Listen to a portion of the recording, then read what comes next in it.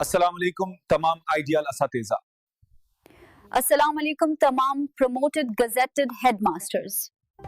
ان میں کچھ اہم چیزیں ہو رہی ہیں، ان پر بات کریں گے۔ جی ہمارے پاس کچھ سرکاری احکامات ہیں، کچھ خطوط، اخباری تراشے بھی ہیں اور کچھ پیغامات بھی۔ صحیح۔ تو کوشش یہ ہوگی کہ ان سب سے جو اہم باتیں ہیں وہ نکال کر سمجھیں۔ بالکل، اور یہ ذرائع بھی کافی مختلف ہیں۔ جی جیسے ایک طرف تو اردو میڈیم اساتذہ کی تقرریوں کا مسئلہ ہے، ہم دوسری طرف ٹیچر ایوارڈز کے نئے رولز آ گئے ہیں، زرعی یونیورسٹی میں کوٹا بدلا ہے، اچھا اور ہاں، نیشنل سپورٹس ڈے کی تقریبات بھی۔ تو کافی کچھ ہے آج بات کرنے کو۔ جی بالکل۔ تو آئیے ان سب پر ایک ایک کر کے نظر ڈالتے ہیں۔ ضرور۔ شروعات تعلیم سے کرتے ہیں۔ تعلیم کی اہمیت تو خیر سبھی جانتے ہیں۔ ایک ذریعے میں اسلام میں علم کی اہمیت کا بھی ذکر ہے کہ مال و دولت سے بھی بڑھ کر ہے۔ جی ہاں، یہ بات تو بالکل درست ہے، اہمیت سے تو انکار نہیں ہے۔ لیکن عملی طور پر دیکھیں تو نظام میں کئی چیلنجز بھی ہیں۔ بالکل، اور ایک بڑا مسئلہ جو آج کل کافی زیر بحث ہے وہ ہے تلنگانہ میں اردو میڈیم جونیئر لیکچررز کی تقرری کا معاملہ۔ اچھا جی، اس پر آل انڈیا آئیڈیل ٹیچرز ایسوسی ایشن AIITA انہوں نے حکومت تلنگانہ کو خط بھی لکھے ہیں۔ اوہ، AITA نے خط لکھے؟ کیا تشویش ہے ان کی؟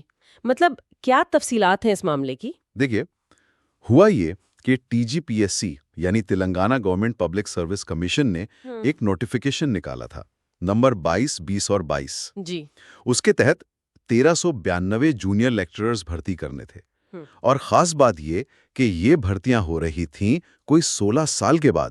16 سال؟ یہ تو بہت لمبا عرصہ ہے۔ جی ہاں، بہت لمبا۔ ان 1392 میں سے 134 آسامیاں اردو میڈیم کے لیے تھیں۔ ٹھیک ہے، تو پھر مسئلہ کہاں آیا؟ کیا تقرریاں نہیں ہوئی؟ تقرریاں تو ہوئیں، لیکن مسئلہ یہ بنا کہ جب سارا پروسیس ختم ہوا تو پتہ چلا کہ اردو میڈیم کی صرف 55% سیٹیں ہی بھری گئیں۔ صرف 55%؟ جی، تقریباً 45% سیٹیں خالی رہ گئیں۔ ان میں 59 سیٹیں تو مختلف مضامین میں اردو میڈیم کی تھیں اور 70 پوسٹ خاص اردو زبان کی تھی۔ 45% خالی، وہ بھی 16 سال بعد ہونے والی بھرتی میں۔ اس کی وجہ کیا بتائی گئی؟ کیا امیدوار نہیں ملے؟ وجہ تو یہ بتائی گئی ہے کہ جو مخصوص کیٹیگریز ہیں، ریزروڈ کیٹیگریز، ان میں اہل امیدوار نہیں ملے۔ لیکن اس کا اثر بہت گہرا پڑ رہا ہے۔ اردو میڈیم کالجوں میں پڑھانے والوں کی کمی ہو گئی ہے، ظاہر ہے۔ تو طلبہ کی پڑھائی کا نقصان ہو رہا ہے۔ IITA کا تو یہ بھی کہنا ہے کہ یہ ایک طرح کا امتیازی سلوک ہے، خاص طور پر جب اردو تلنگانہ کی دوسری سرکاری زبان ہے۔ جی، یہ نقطہ تو اہم ہے۔ ان کے مطابق اس سے اردو زبان اور کمیونٹی کے مستقبل پر بھی اثر پڑے گا۔ تو اس صورتحال میں AITA چاہتی کیا ہے حکومت سے؟ ان کا مطالبہ کیا ہے؟ انہوں نے درخواست کی ہے کہ یہ جو خالی آسامیاں ہیں انہیں ڈی ریزرو کر دیا جائے۔ ڈی ریزرو یعنی ان پر سے ریزرویشن ہٹا کر انہیں جنرل یا اوپن کیٹیگری کی سیٹیں مانا جائے اور میرٹ پر جو امیدوار ہیں ان سے پر کیا جائے۔ اچھا، اس کے لیے انہوں نے 1996 کے سب آرڈینیٹ سروس رولز کے ایک قاعدے کا حوالہ بھی دیا ہے، رول 22H۔ ٹھیک ہے۔ یا پھر ایک اور تجویز دی ہے کہ جیسے پروموشن میں ہوتا ہے نا کہ خالی سیٹوں سے 5 گنا زیادہ امیدواروں کو میرٹ لسٹ میں شامل کر کے اوپن کیٹیگری کے روسٹر سسٹم سے بھر لیا جائے تاکہ یہ آسامیاں ضائع نہ ہوں۔ یہ واقعی غور طلب بات ہے۔ اگر اہل امیدوار ایک کیٹیگری میں نہیں مل رہے تو کوئی لچک تو ہونی چاہیے سسٹم میں تاکہ طلبہ کا نقصان نہ ہو۔ بالکل۔ اچھا، تو یہ ایک مسئلہ ہے۔ دوسری طرف اساتذہ کی جو خدمات ہیں انہیں سراہنے کی کوششیں بھی ہو رہی ہیں۔ ایک پیغام ہمیں ملا جس میں ضلع کے قابل مسلم اور اردو میڈیم اساتذہ کو بہترین استاد ایوارڈ کے لیے نامزد کرنے کی بات کی گئی ہے۔ جی بھیجنے والے کی فکر یہ ہے کہ بہت سے اچھے ٹیچرز خود اپلائی نہیں کرتے، ہاں، یہ مسئلہ تو رہتا ہے۔ تو ان کی محنت سامنے نہیں آ پاتی۔ جی، اور اسی سلسلے میں ایک دلچسپ بات یہ ہے کہ حکومت نے بھی ابھی حال ہی میں ایک قدم اٹھایا ہے۔ 21 اگست کو ایک GO آیا ہے، MS نمبر 26۔ اچھا، اسی بارے میں؟ جی ہاں، اس میں جو اسٹیٹ لیول کے ٹیچر ایوارڈز ہوتے ہیں ان کے سلیکشن کے طریقے میں کچھ بڑی تبدیلیاں کی گئی ہیں۔ اوہ، کیا تبدیلیاں ہیں یہ؟ کیا اس سے وہ مسئلہ حل ہوگا جو پیغام میں تھا؟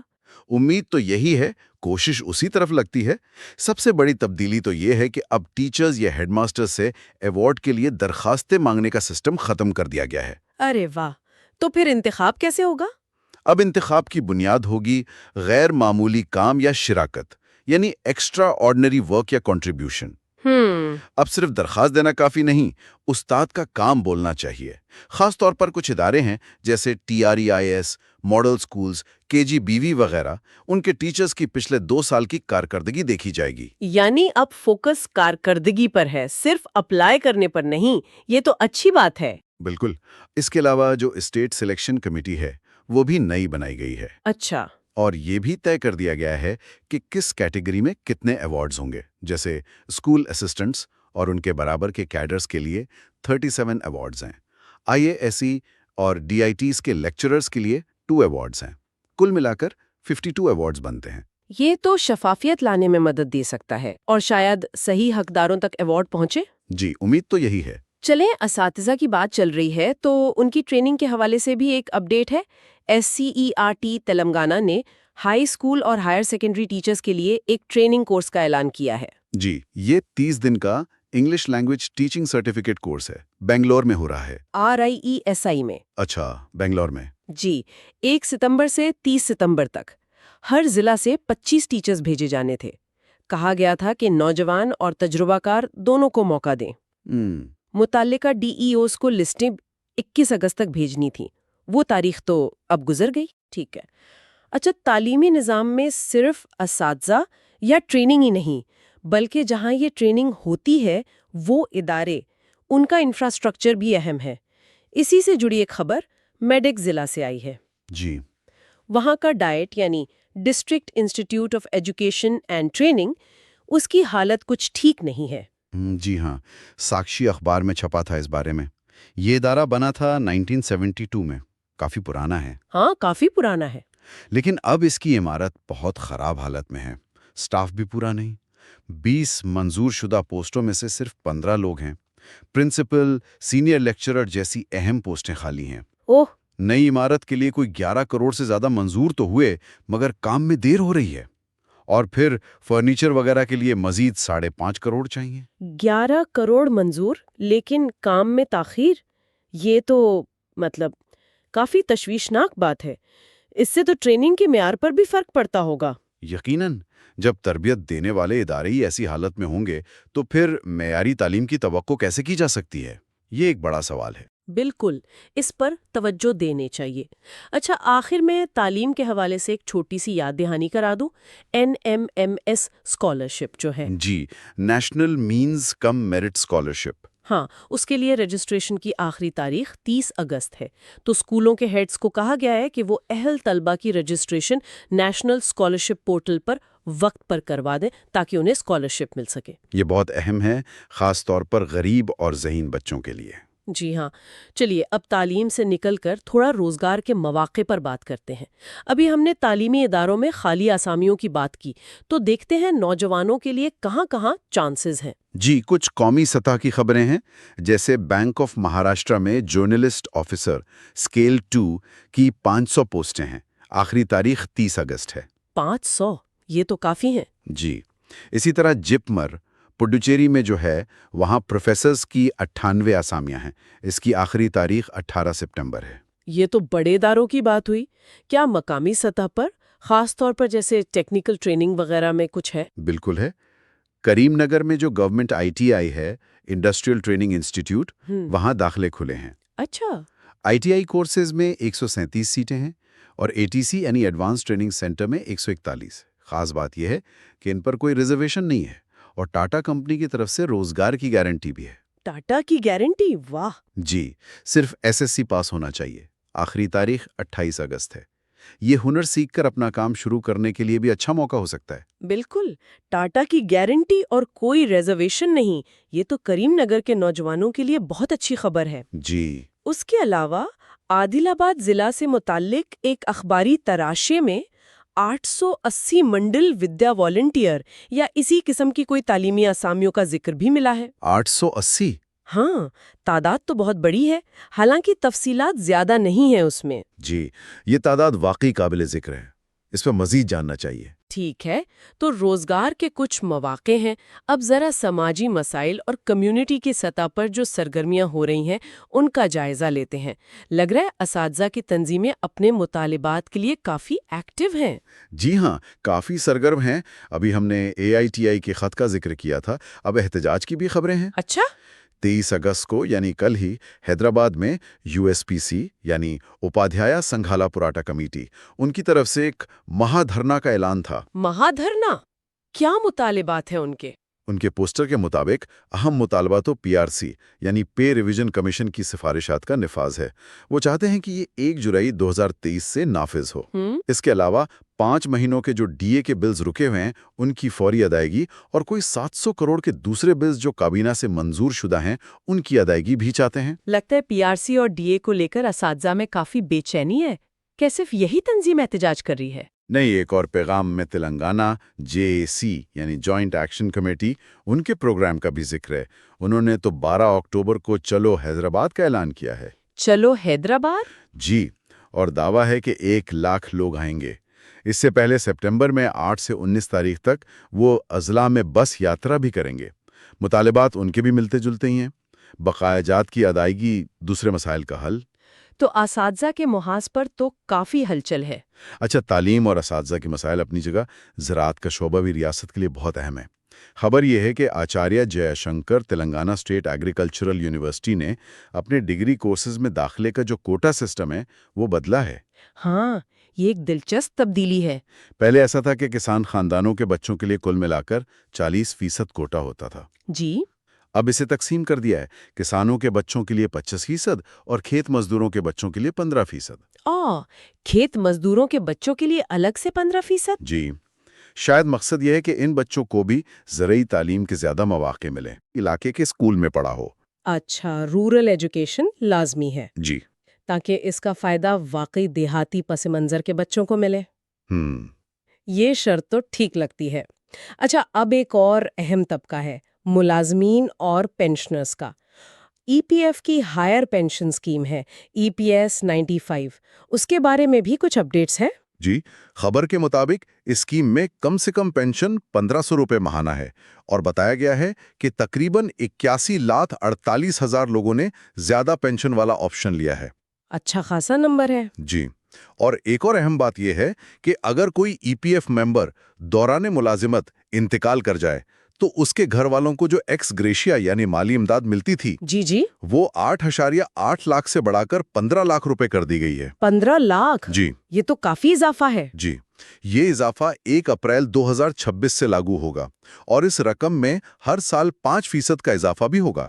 یہ تو دوران ملازمت انتقال کرنے والے ملازمین کے خاندانوں کے لیے بہت بڑی مدد ثابت ہو سکتی ہے. یہ اچھا قدم ہے.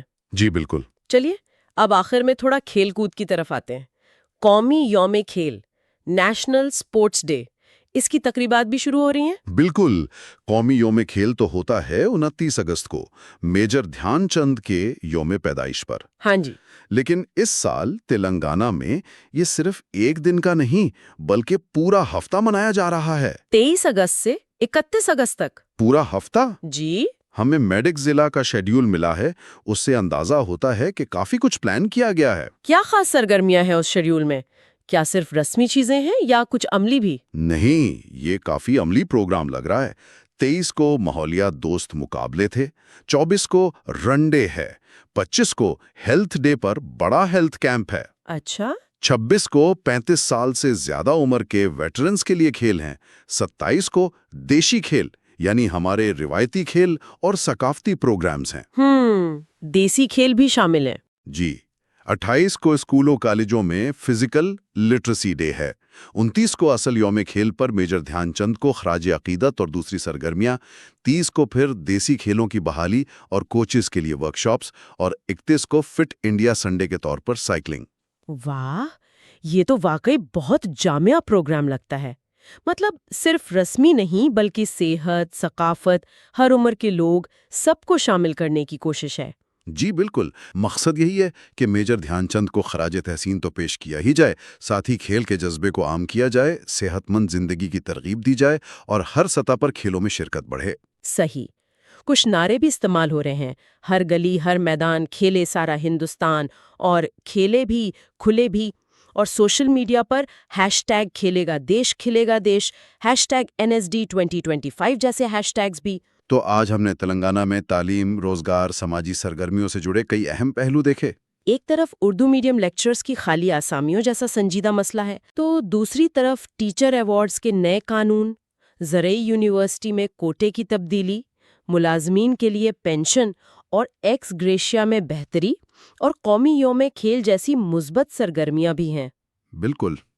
یہ سب دکھاتا ہے کہ پالیسی، تعلیم، سماجی عمل یہ سب مسلسل بدلتے رہتے ہیں، کبھی چیلنجز آتے ہیں، کبھی بہتری کی کوششیں ہوتی ہیں۔ جی ہاں، اور ان تمام مختلف ذرائع کو ایک ساتھ دیکھتے ہوئے ایک بات بہت واضح ہوتی ہے، وہ یہ کہ یہ سارے شعبے، تعلیم ہو، روزگار ہو، سماجی بہبود، یہاں تک کہ کھیل، یہ سب آپس میں کتنے جڑے ہوئے ہیں۔ بالکل الگ الگ نہیں ہے یہ۔ جی، معیاری تعلیم جس کے لیے ضروری ہے کہ اردو لیکچررز کی سیٹیں بھریں، ڈائٹ جیسے ادارے ٹھیک ہوں، یہ براہ راست نوجوانوں کے روزگار سے جڑا ہے۔ صحیح۔ اور ایک تعلیم یافتہ، روزگار والی، صحت مند کمیونٹی ہی تو ثقافتی اور کھیلوں کی سرگرمیوں میں حصہ لے سکتی ہے نا؟ یہ بہت اہم نکتہ ہے۔ جی، اور یہ سب دیکھتے ہوئے ایک سوال ذہن میں آتا ہے جس پر شاید مزید سوچا جا سکتا ہے۔ وہ کیا؟ وہ یہ کہ معاشرے میں تبدیلی لانے یا مسائل حل کرنے کے لیے کون سا طریقہ زیادہ مؤثر ہے؟ کیا اوپر سے آنے والی پالیسیاں اور سرکاری احکامات جیسے جیو آ گیا یا کوٹا بدل دیا، یا پھر جو زمینی سطح سے آوازیں اٹھتی ہیں، تنظیموں کی کوششیں ہوتی ہیں جیسے ایٹا کے خطوط ہیں یا استاذہ کے احتجاج ہیں، یہ چیزیں نظام میں حقیقی بہتری لانے میں زیادہ اہم ہیں؟ یہ تو بہت دلچسپ سوال ہے۔ اوپر سے نیچے یا نیچے سے اوپر؟ جی، شاید اصل جواب ان دونوں کے صحیح تال میل میں ہے۔ یہ وہ سوال ہے جو آج کی گفتگو کے بعد سننے والوں کے لیے سوچنے کا ایک نقطہ ہو سکتا ہے۔